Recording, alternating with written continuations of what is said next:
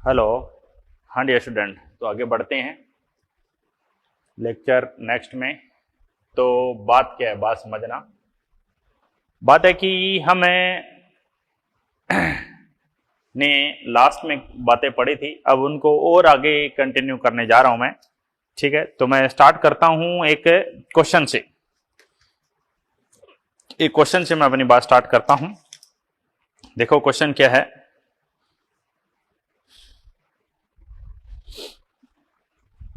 जो लास्ट में हमने एक क्वेश्चन किया था उसी से रिलेटेड एक क्वेश्चन है। क्या क्वेश्चन है? द्रव से भरे बेलनाकार पात्र। एक क्वेश्चन है कि एक द्रव से एक बेलनाकार पात्र है जो कि द्रव से भराया है जी।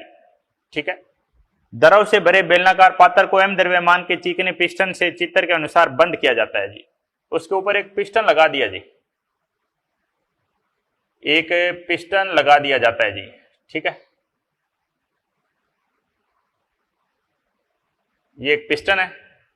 ठीक है जी, एम द्रव्यमान का पिस्टन है, पिस्टन का द्रव्यमान एम है। ठीक है, द्रव से भरे बेलनाकार पात्र को एम द्रव्यमान के चिकने पिस्टन से बंद किया जाता है। पिस्टन के अनुप्रस्थ काट का क्षेत्रफल ए है। पिस्टन के अनुप्रस्थ काट का क्षेत्रफल, पिस्टन के अनुप्रस्थ काट, पिस्टन है उसके अनुप्रस्थ काट का क्षेत्रफल दिया है आपको। उसके अनुप्रस्थ काट का क्षेत्रफल कितना है बताओ? ए है। ठीक है जी, यदि वायुमंडलीय दाब पी नोड हो तो प्रिज्म के निचले भाग में दाब ज्ञात करें। भाई उस जो निचला भाग है वहां पर दाब ज्ञात करना है। वायुमंडलीय दाब पी नोड आपको दिया गया है, पी नोड दिया गया है, वायुमंडलीय दाब,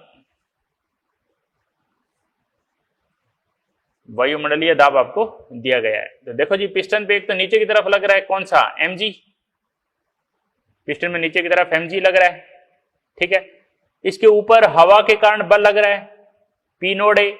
इसके नीचे जो द्रव है उसके कारण बल लग रहा है। एक तो बल ऊपर लगेगा जी, जो नीचे द्रव है, भाई नीचे इसके द्रव है तो उस पर उत्प्लावन बल लगाएगा, जिसके कारण एक तो लगेगा ऊपर की तरफ, एक तो ऊपर के लगेगा पी ए। ठीक है, और एक लगेगा P node A, P node A. ठीक है, पी नोड, पी नोड क्या है? वायुमंडलीय दाब है।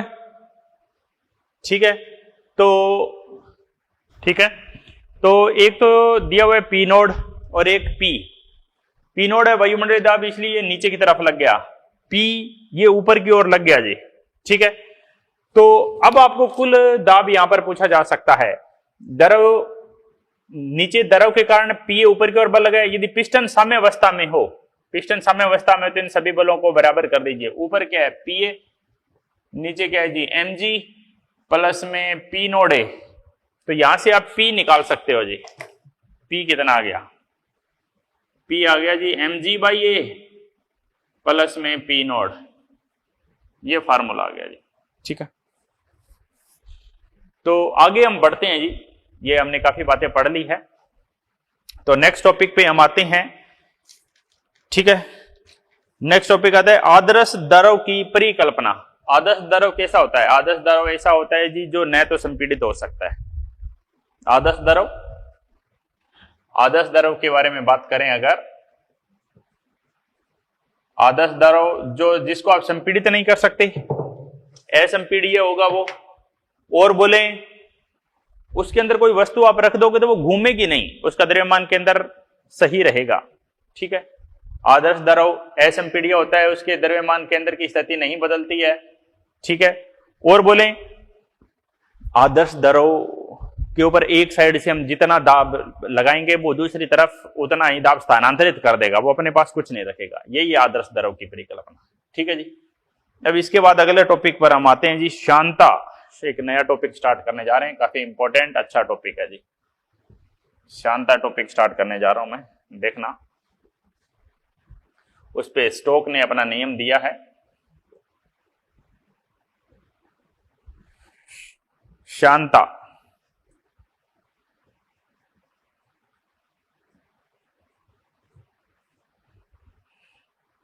न्यूटन का शयन बल, न्यूटन का शयन बल भी इसी का ही पार्ट है जी। न्यूटन का शयन बल विस्कस का नियम है जी। क्या है? एक स्टोक का भी नियम है। देखो जब तरल बहता है ना जी, तो जैसे बोतल में आप पानी डाल के उल्टा करेंगे तो पानी तुरंत बाहर आ जाता है। वहीं बोतल में आप शहद डाल दें और उसको उल्टा करें तो वो धीरे धीरे बाहर आता है, क्योंकि शहद की जो परत है, एक परत दूसरे परत का विरोध करती है, एक परत के ऊपर दूसरी परत होती है। ये श्यानता की वजह से होता है जी। देखो मैं ऐसे कहूं कि जब तरल गति करता है तो एक परत, जैसे मैं कहूं ये है, ठीक है, एक परत मैं कहूं इसके आगे है जी, ऐसे ऐसे ये परत एक दूसरे के ऊपर होती है जी, ठीक है। फिर इसको ऐसे दिखाना चाहिए हमें, ऐसे इस परत के ऊपर दूसरी परत है, ठीक है। ये परतें होती है जो एक दूसरे के ऊपर होती है जी, ठीक है। इनके बीच में एक परत दूसरी परत के अंदर गति करती है जी, ठीक है। ऐसी बहुत सारी परतें होती है, तो इनके बीच में एक बल लगता है, उसका फार्मूला होता है, वो वेग में परिवर्तन dv/dx, वेग प्रवणता के समानुपाती होता है। वेग प्रवणता, ठीक है, वो क्षेत्रफल के समानुपाती होता है। इन दोनों से हम कह सकते हैं कि जो बल है वो समानुपाती होगा जी। ये क्या है? क्षेत्रफल,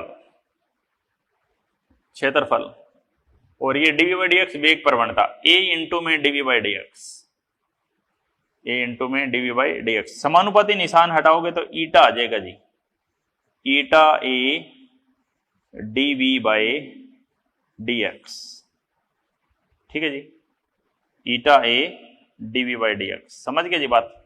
ठीक है।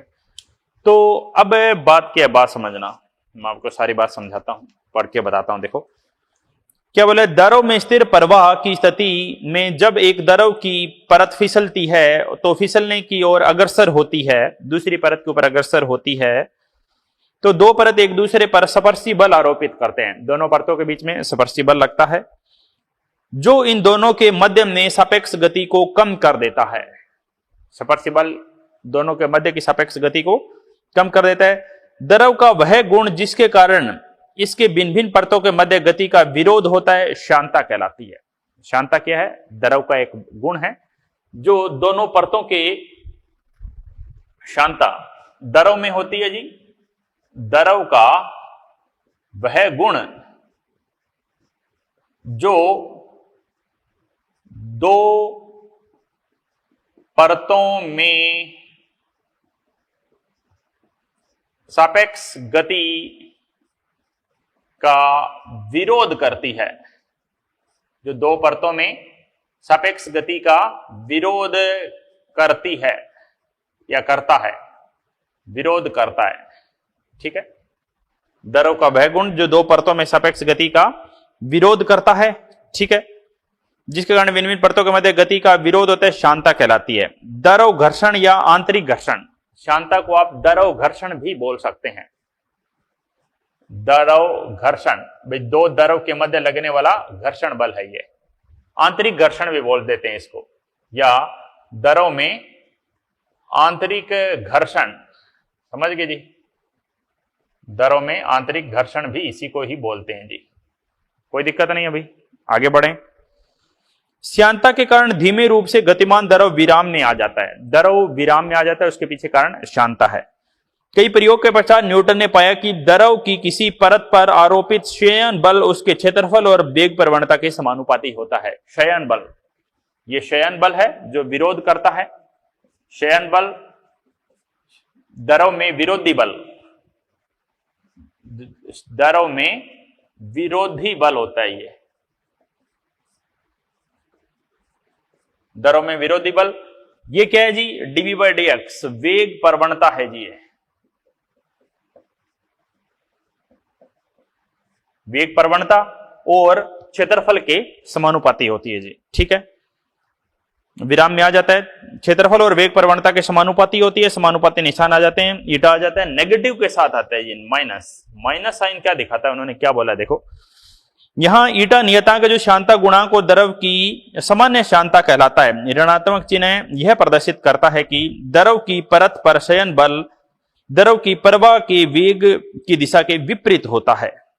ठीक है, कि देखो ये परत आगे जा रही है इस तरह से, देखो ये बहुत सारी परतें हैं, ऐसे मैं बोलूं,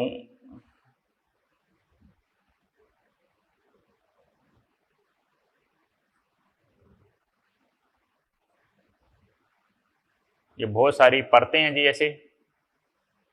ठीक है,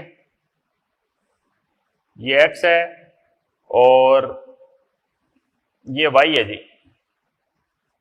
ठीक है, तो इन परतों के बीच में जो आगे की तरफ एक बल लग रहा है, ठीक है, ये परतें इसे आगे जा रही है v वेग से, और इनकी बीच की जो दूरियां हैं, हर एक परत के बीच की जो दूरी है उस दूरी को हम dx बोलते हैं जी, dx या dy जो भी बोले। ऋणात्मक चिन्ह यह दर्शाता है कि जो शयन गुणांक है, ईटा तो शयनता गुणांक हो गया जी, ईटा क्या है यहां पर, ईटा तो शयनता गुणांक हो गया। ठीक है, ईटा शांता गुणांक हो गया। ऋणात्मक चिन्ह यह प्रदर्शित करता है कि द्रव की परत पर शयन बल द्रव के प्रवाह के वेग की विपरीत है, द्रव के प्रवाह के वेग के विपरीत है। ठीक है, समीकरण 1 न्यूटन के शयन बल का नियम है, न्यूटन का शयन बल आएगी, शयन बल किसका, न्यूटन का, ऐसे बोल सकते हैं इसको, न्यूटन का शयन बल, या द्रव में विरोधी बल हो गया। ठीक है, श्यानता के संदर्भ में कुछ और बातें जो दी गई है भाई, यहां से हम इसकी इकाई वगैरह निकाल सकते हैं। श्यानता की इकाई क्या होगी बताओ, F equal to eta A dv by dx। ये किस में है जी, न्यूटन में। F को किस में लिख सकते हो आप, न्यूटन में। ये है ही श्यानता गुणांक। क्षेत्रफल किस में आया जी, मीटर स्क्वायर। dv क्या आया बोलो, मीटर पर सेकेंड, और dx किस में आया, ये भी मीटर में, मीटर से मीटर कैंसिल हो गया, तो इसकी mks इकाई निकालेंगे वो तो यहां से आ जाएगी। ईटा की इकाई क्या आएगी, न्यूटन, ये सेकंड नीचे है, सेकंड ऊपर जाएगा, newton second, newton second upon metre square.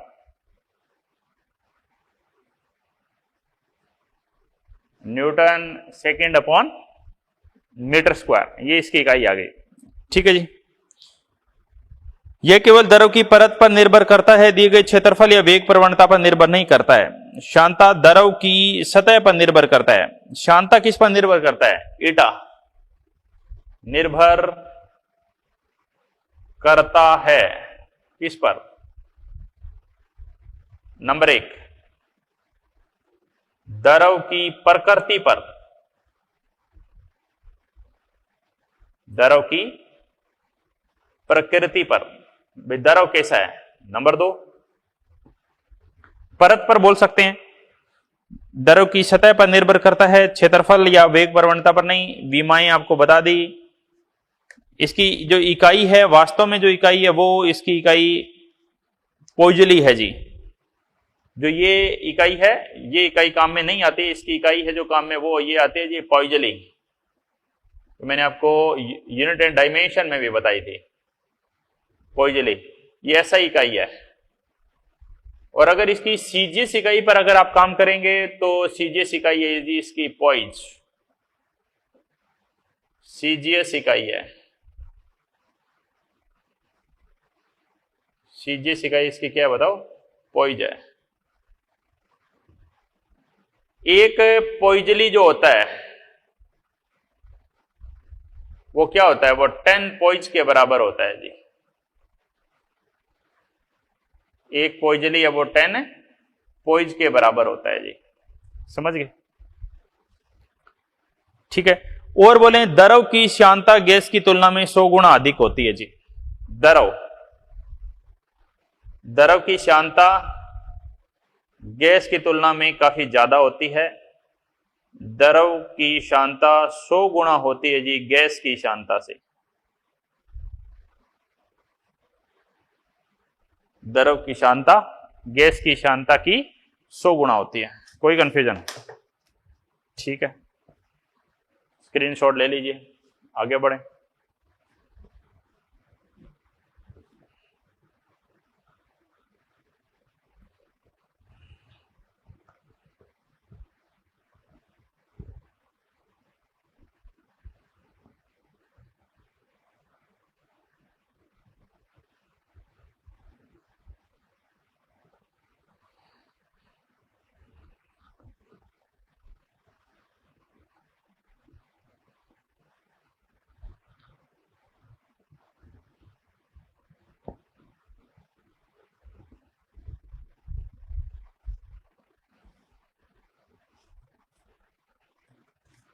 आगे आता है जी एक स्टोक का नियम।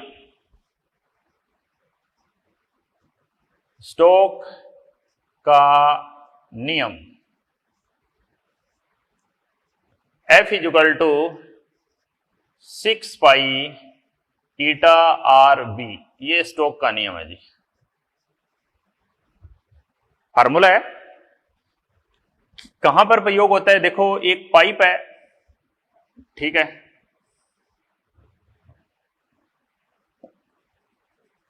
एक पाइप है, उसकी त्रिज्या आर है, ओके, उसमें कोई द्रव प्रवाह हो रहा है, उसमें कोई द्रव जा रहा है, उसका वेग v ले लेते हैं। उसमें कोई बहने वाला द्रव है, जो द्रव बह रहा है उसका वेग v है जी, v वेग से द्रव बह रहा है, ठीक है, v वेग से द्रव बह रहा है। उस द्रव की शांता गुणांक ईटा है, ठीक है। r क्या है? पाइप की त्रिज्या, r है जी पाइप की त्रिज्या। v क्या है? पाइप में तरल का वेग, पाइप में तरल का वेग। r क्या है? पाइप की त्रिज्या। ईटा शांता गुणांक हो गया,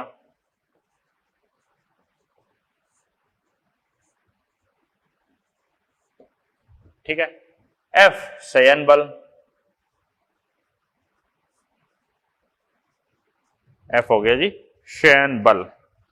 स्टोक ने सिद्ध किया कि शांता ईटा और द्रव का वेग v, द्रव में v वेग से गतिशील r त्रिज्या की एक गोलाकार वस्तु पर शयन बल।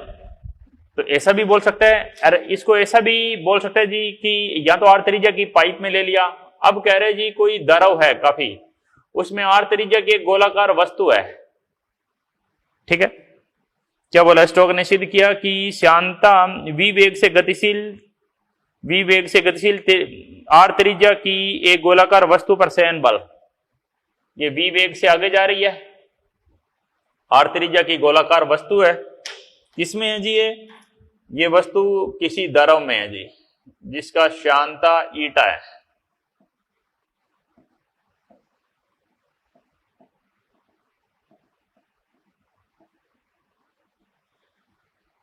ठीक है। v वेग से गतिशील r त्रिज्या की कोई वस्तु है, ठीक है, जिसकी शांता ईटा है, ठीक है जी।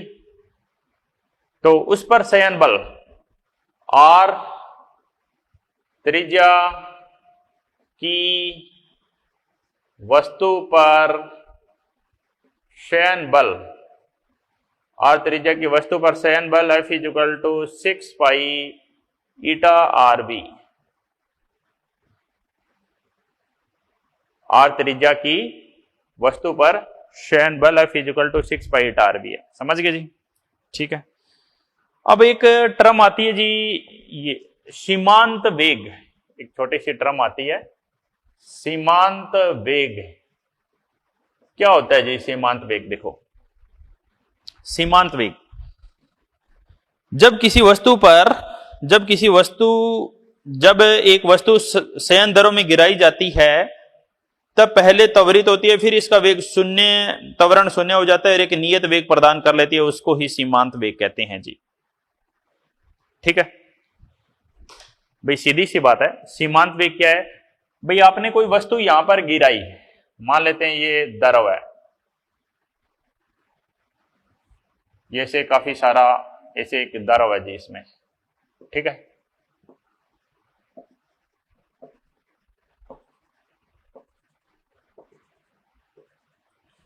अब आपने एक वस्तु गिराई जी यहां से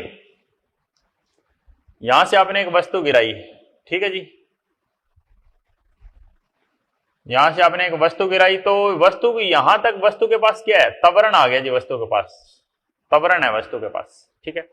अब वस्तु अंदर आ रही है तो वस्तु के पास मंदन है, घटते घटते घटते यहां पर वस्तु का वेग नियत हो गया, यहां पर वेग बढ़ा, यहां पर क्या हो गया, वेग नियत हो गया, मान लिया वस्तु का वेग नियत हो गया जी, वेग नियत हो गया। अब इस नियत वेग को ही सीमांत वेग कहते हैं, ये जो नियत वेग है इसी वेग को बोलते हैं जी सीमांत वेग, इस नियत वेग को ही सीमांत वेग बोलते हैं।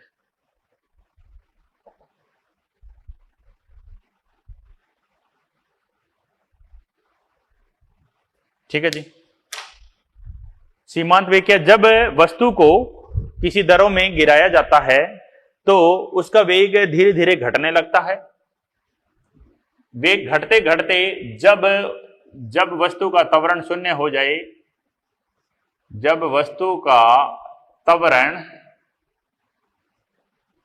शून्य हो जाता है, जब वस्तु का त्वरण शून्य हो जाता है तो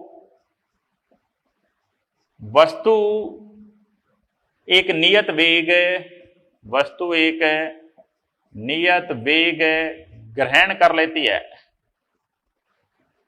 वस्तु एक नियत वेग ग्रहण कर लेती है जिसे सीमांत वेग कहते हैं।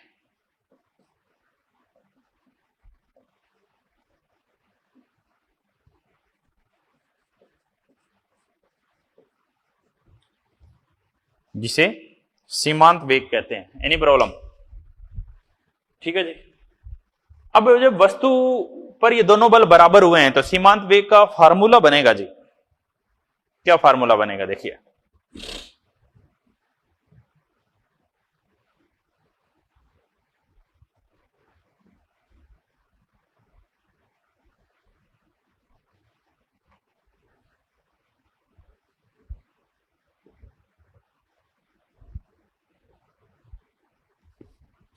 अब सीमांत वेग का एक फार्मूला बनेगा जी। ये वस्तु पर जो बल लग रहा है, वस्तु पर कौन कौन से बल लग सकते हैं, यहां पर वस्तु पर ऊपर की ओर एक बल लग रहा है और एक बल नीचे लग रहा है जी, नीचे तो mg लग रहा है, ऊपर की ओर एक्चुअल में दो बल लग रहे हैं वस्तु पर, कौन कौन से, F1 और F2। F1 बल को मैं एक तो बोलूं शयन बल लग रहा है, और बोलें उत्प्लावन बल लग रहा है जी, दोनों अलग अलग होते हैं भी, और नीचे लग रहा है जी mg F3, गुरुत्वाकर्षण बल बोल दें F3 बराबर mg, ये तो लग ही रहा है। रो बोल दें तरल का घनत्व है, रो क्या है जी, तरल का घनत्व, और सिग्मा बोल दें वस्तु का घनत्व है, वस्तु का घनत्व सिग्मा है, और रो बोलें तो तरल का घनत्व है जी।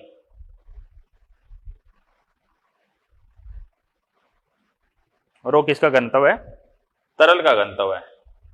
सिग्मा किसका घनत्व है, सिग्मा वस्तु का घनत्व है जी। कोई बात समझ ना आई हो यहां तक, ठीक चल रहे हैं? देखो, वस्तु के ऊपर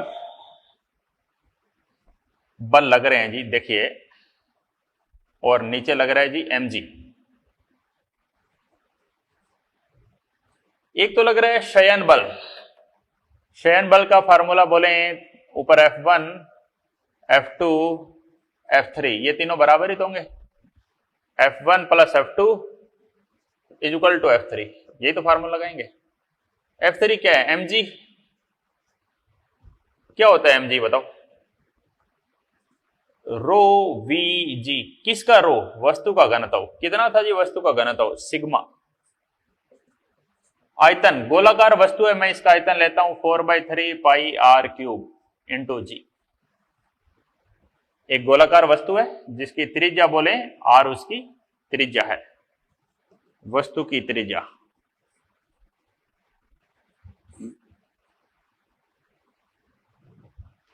आर है वो वस्तु की त्रिज्या। F1 प्लस F2 दो बल लग रहे हैं जी, ठीक है जी। F1 बल शयन बल है, शयन बल का फार्मूला क्या लगाएंगे? 6 pi eta R B. F2 उत्प्लावन बल है, उत्प्लावन बल का फार्मूला क्या लगाएंगे? रो वी जी। पूरी वस्तु डूबी हुई है, तरल का घनत्व भी आएगा जी, ठीक है। एक बार यहां पर वैल्यू पुट मत करो, ये आगे पुट करते हैं, ठीक है जी, ठीक है। रो वी जी 6 पाई ईटा आर बी, रो वी जी। ये वी वेग है और ये वी आयतन है, फर्क समझना। तो फार्मूला क्या बनेगा? 6 pi eta R B is equal to V G common ले लो, sigma minus rho. V G common ले लिया, सिग्मा माइनस रो आ, ठीक है जी। 6 पाई ईटा आर बी, वेग नहीं ये आयतन है, 4/3 pi R cube G sigma minus rho, ठीक है। एक पाई से एक पाई कैंसल हो गया, 6 ये 18 बटे में 4, ठीक है। या उधर भेजें? उधर भेजते हैं, चलो फिर उधर भेजते हैं, तो इधर आएगा 4 बटे में 6 ये 18, आर इधर 1 है, इधर 3 है, इधर 2 बच गए, जी सिग्मा माइनस रो, ठीक है। ईटा नीचे आ गया जी। Final formula V equal to 2/9, 4/18 को 2/9, R square G sigma minus rho बटे में ईटा,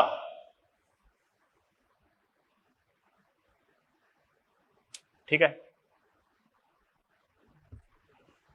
तो यहां से आप क्या कह सकते हो? यही सीमांत वेग है जी, ये जो v आया ये सीमांत वेग है, और ये v समानुपाती है जी आर स्क्वायर के।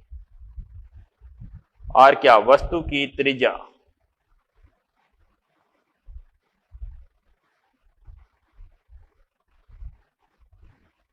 ये सीमांत वेग वस्तु की त्रिज्या के समानुपाती है, वर्ग के समानुपाती है।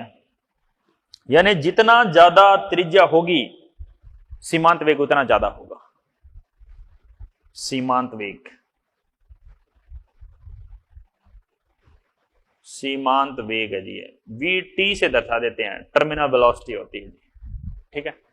यानी यहां से हमने ये सीख लिया जी कि सीमांत वेग है वो, अगर उसका ग्राफ बनाया जाए, सीमांत वेग का चाल समय ग्राफ बनाया जाए तो क्या होगा जी? चाल समय ग्राफ, वस्तु को आपने ऊपर से छोड़ा, उसकी चाल बड़ी बड़ी बड़ी बड़ी, बाद में उसकी चाल नियत हो गई जी, ठीक है। उसकी चाल थोड़ी देर में नियत हो गई है जी, उसकी चाल थोड़ी देर में नियत हो गई है। जो उसकी चाल नियत हो गई है वही चाल मेन है उसकी, ठीक है। ये चाल है जी सीमांत चाल।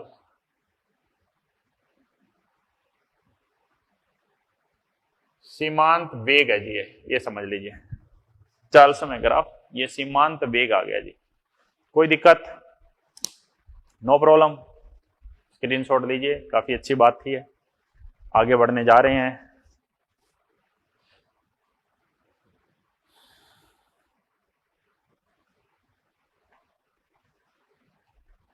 ठीक है, इस फार्मूले पे काफी क्वेश्चन रहेंगे, ठीक है।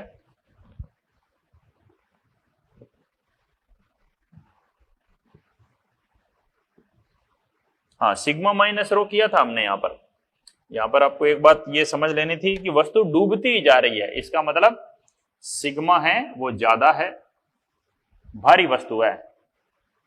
कैसी वस्तु है? भारी वस्तु।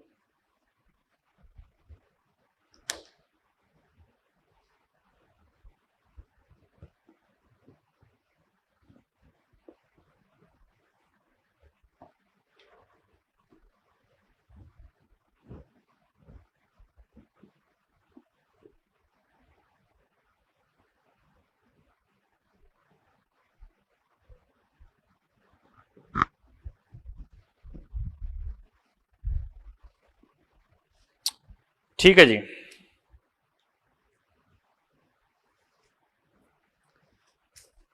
बात की आगे देखिए,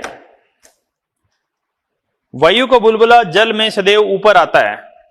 वायु का बुलबुला जल में सदैव ऊपर आता है क्योंकि वायु का घनत्व रो जल के घनत्व से कम है। वायु का जो घनत्व है रो वो जल के घनत्व से क्या है? कम है। इसलिए वायु के बुलबुले का सीमांत वेग ऋणात्मक अर्थात वायु का बुलबुला ऊपर आता है, धनात्मक वेग अर्थात वस्तु नीचे गिरती है। वायु का बुलबुला ऊपर आ रहा है, उसका सीमांत वेग ऊपर है, भारी वस्तु नीचे जाती है, उसका सीमांत वेग धनात्मक होता है। ठीक है, तो सवाल समझिए, सवाल क्या है, स्टार्ट कर रहा हूं मैं क्वेश्चन। कहते हैं कि m द्रव्यमान तथा d1 घनत्व का एक छोटा गोला, कैपिटल M द्रव्यमान, कैपिटल M क्या है? द्रव्यमान है, कैपिटल M द्रव्यमान, और क्या है? d1 घनत्व का एक छोटा गोला है, घनत्व का गोला है जी, d1 घनत्व का। ठीक है, d1 घनत्व का छोटा गोला ग्लिसरीन से भरे हुए पात्र में डाले जाते हैं। ये पात्र है, इसमें कोई तरल है, उस तरल को बोल सकते हैं, कौन सा तरल बोल सकते हैं? ग्लिसरीन बोल सकते हैं जी। उस पात्र में डाले जाते हैं, ठीक है जी, ग्लिसरीन। ये जो पात्र है इसमें ग्लिसरीन है, ग्लिसरीन से भरे पात्र में डाले जाते हैं। यदि ग्लिसरीन का घनत्व D2 हो, ग्लिसरीन उसका घनत्व कितना बोले? D2। ग्लिसरीन जिसका घनत्व D2 हो तो गोले पर कार्यरत शयन बल बताइए, गोले पर लगने वाला शयन बल।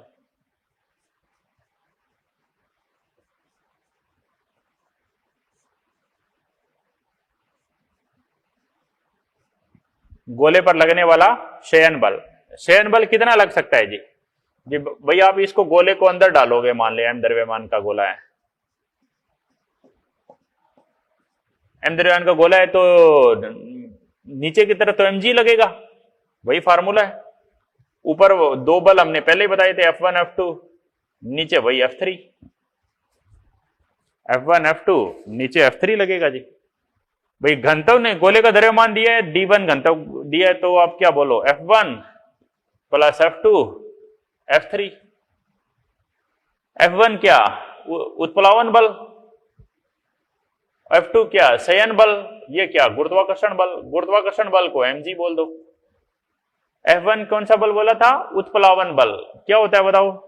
रो जीवी, रो जीवी। तरल का घनत्व कितना है? D2, ठीक है। F1, F2 क्या? शयन बल। शयन बल क्या होता है? F equal to 6 pi eta RV, ठीक है। शांता बल और mg, m उसका द्रव्यमान ले सकते हो या उसको भी घनत्व के रूप में लिख सकते हो जी, ठीक है। ऐसे इन्होंने बोला है। प्रभावी बल आपसे पूछा गया जी, भाई तो गोले पर कार्यरत शयन बल का तो मान बताना। ओके, गोले पर लगने वाला शयन बल, इसकी वैल्यू नहीं पुट करनी, तो ये शयन बल तो आपको निकालना है बस। तो ये आगे सोल्व कर लीजिए जी। कैसे आएगा? F2 equal to D2GV minus mg, D2GV minus m। m क्या बताओ? द्रव्यमान। किसका द्रव्यमान? गोले का द्रव्यमान। घनत्व गुणा में आयतन, ठीक है। जीवी को कॉमन ले लो, d2 माइनस d1, ठीक है जी। जीवी कॉमन आ गया, अंदर आ गया जी d2 माइनस d1। और आगे भी उन्होंने बोला है कि जी आगे आप इसको m के रूप में सोल्व कर दो। तो m के रूप में कैसे सोल्व करेंगे? वस्तु का घनत्व, वस्तु का घनत्व कितना है? d1, घनत्व क्या? द्रव्यमान बटे आयतन, ठीक है। आप d1 को कॉमन ले लो जी, d1 को कॉमन लोगे तो यहां तो आ गया 1, d1 को कॉमन लोगे ऊपर वाला d1 नीचे वाला d1, यहां आ गया जी जीवी, ठीक है। अब आ गया जी v d1 कितना आया? v d1m आया, v d1m आया, d2 बाई d1 माइनस 1, यानी final answer mg d2 by d1 minus 1, ये फाइनल शयन बल है जी, प्रभावी शयन बल है mg d2 by d1 minus 1। कोई प्रॉब्लम नहीं है, ठीक है जी।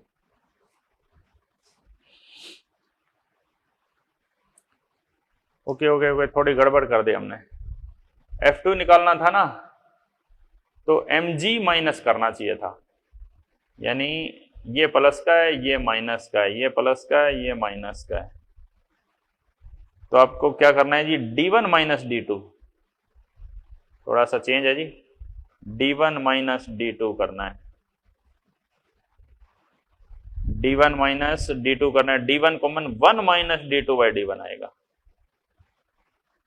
1 minus d2 by d1, 1 minus d2 by d1, ठीक है जी। ओके, आगे बढ़ाते हैं बात को। नेक्स्ट क्वेश्चन देखिए। आज श्यानता पर काम किया है हमने, ठीक है। अगली क्लास में धारा रेखीय प्रवाह स्टार्ट करेंगे, जहां बर्नौली थ्योरम, टोर्सली थ्योरम और शांतता की समीकरण, कई सारी बातें आएगी जी, ठीक है। इसके बाद बोलें तो आज के बाद 2 लेक्चर और लगेंगे, फिर लेसन खत्म हो जाएगा जी, ठीक है। 2 लेक्चर में, आज के बाद 2 लेक्चर और में थ्योरी खत्म हो जाएगी, ठीक है। तो आज शांतता पे और सवाल करते हैं। देखो ये सवाल इन्होंने एक सवाल दिया है, खाली खैर वैल्यू पुट करनी है इसमें। तो क्या क्वेश्चन दिया है देखो। हाँ, एक बात ध्यान रखना, बरसात की जो बड़ी बूंदें होती है, कुछ छोटी बूंदें होती है। बरसात में जो बड़ी बूंद होती है उनकी त्रिज्या क्या होती है बताओ? ज्यादा होती है। छोटी बूंद की त्रिज्या क्या होती है बताओ? कम होती है। बरसात में बड़ी बूंद तेजी से नीचे आती है, छोटी बूंद धीरे धीरे नीचे आती है। बड़ी बूंद की त्रिज्या ज्यादा होने के कारण बड़ी बूंदों का सीमांत वेग ज्यादा होता है, छोटी बूंदों की त्रिज्या कम होने के कारण उनका सीमांत वेग कम होता है, ठीक है जी। क्वेश्चन दिया गया है कि एक 0.0015 मिलीमीटर त्रिज्या की पानी की बूंद हवा से गिरती है। पानी की बूंद है, पानी की बूंद हवा में गिरती है, ठीक है जी, हवा में गिरती है। यदि शांता गुणांक ईटा, शांता गुणांक का मान है जी 1.8 इंटू 10 की घात -5 किलोग्राम पर मीटर सेकेंड हो, तो बूंद का सीमांत वेग क्या होगा? तो बूंद का सीमांत वेग आपको बताना है। बूंद का सीमांत वेग क्या होगा? हवा का घनत्व नगण्य माना जा सकता है, हवा का घनत्व नगण्य। भाई हम क्या करते थे, फार्मूला क्या था? सीमांत वेग का फार्मूला था जी 4/18 2/9 जी आर स्क्वायर ईटा। किसका घनत्व? वस्तु का घनत्व माइनस तरल का, वस्तु का। और यहां पर किसका था? जब तरल में गिराते थे। तो अब आप तरल में नहीं आ तो हवा में गिरा रहे हैं, तो हवा का घनत्व, हवा का घनत्व 0 मान लेते हैं लगभग, वैसे होता नहीं है, लगभग 0 क्वेश्चन ने बोला है। तो बस अब तो फार्मूला ही पुट करना है, 2gr²/9 ईटा। यहां पे आ जाएगा जी वस्तु का घनत्व माइनस हवा के घनत्व को, तरल के घनत्व की जगह किसका घनत्व ले लेंगे? हवा का। भैया तो फार्मूला था। तो आगे वैल्यू पुट कर दो जी, G10 R स्क्वायर सोल्व करके पुट करना पड़ेगा जी आपको, 2 ईटा वस्तु का घनत्व, वस्तु का घनत्व शायद दिया हुआ है, पानी की बूंद है, पानी है, वस्तु तो क्या है यहां पर, पानी है, तो उसके कितना 10⁻³ और हवा के घनत्व 0। आगे सोल्व कर दो जी, आर की वैल्यू पुट करो और आंसर निकाल दो। कोई बात समझ ना आई हो यहां तक आप पूछ सकते हैं।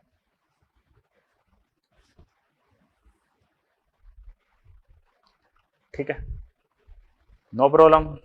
ओके, आगे बढ़ा जाए। आगे एक एक्सरसाइज 2 दे रखी है, उसमें इसी तरह के क्वेश्चन दे रखे हैं। तो मैं एक क्वेश्चन आपको बता देता हूं, देखो।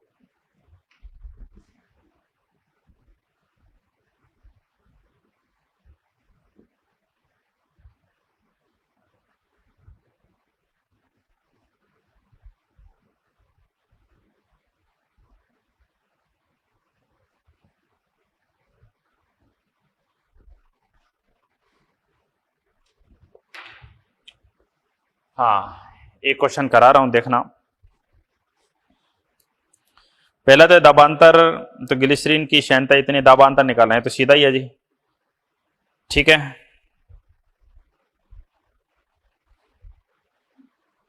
तो ये तो सिंपल फार्मूला है जी। देखो जैसे क्वेश्चन नंबर 3 है, ये थोड़ा सा अच्छा है। एक्सरसाइज 2 का क्वेश्चन 3, एक वायुयान किसी निश्चित ऊंचाई पर नीले चाल से आकाश में उड़ रहा है, उसके दोनों पंखों का क्षेत्रफल, क्षेत्रफल कितना देर का, 25 मीटर स्क्वायर। ठीक है, यदि वायु की चाल पंख के निचले पृष्ठ पर तथा ऊपरी पृष्ठ पर, वायु की चाल अलग अलग है। ओके, ये वायु की चाल दोनों जगह अलग अलग, ये आगे का क्वेश्चन हो गया जी, ये बर्नौली थ्योरम से करेंगे ये क्वेश्चन। ठीक है जी, तो इसका घनत्व निकालना है। तो आज की क्लास में आप और क्या करें, देखो ये एक फार्मूला मैं बता देता हूं कि समझना, ये तरल है। ठीक है जी, ये यहां पर तरल है। एक ये अच्छा सवाल बता देता हूं,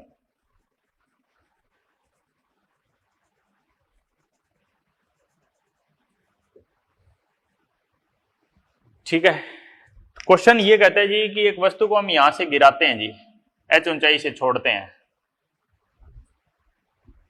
इसको छोड़ते हैं, तो इसका नीचे की तरफ u कितना लेंगे, 0 लेंगे। ठीक है, कह रहे कितनी ऊंचाई से छोड़ा जाए कि इसका जो वेग है, जिस वेग से ये टकरा रही है, वही वेग से ये नीचे चली जाए। कहने का मतलब जिस वेग से ये टकरा रही है वो वेग ही इसका सीमांत वेग बन जाए। ठीक है, बस ये आखिरी क्वेश्चन है, तो करते हैं इसको खत्म। v बराबर vt ले लेते हैं, v बराबर vt, v वेग है वो क्या है, √2gh, और सीमांत वेग क्या होता है, 2/9 r स्क्वायर ईटा वस्तु का घनत्व माइनस तरल का घनत्व r स्क्वायर g अपॉन ईटा। बस यहां से आप दोनों तरफ वर्ग करके h का मान ज्ञात कर सकते हैं। ठीक है जी, तो आज की क्लास को मैं यहीं पर खत्म करता हूं। होमवर्क में आप एग्जाम्पल कर लेना भाई, एक तो स्टेज 1, 2, 3।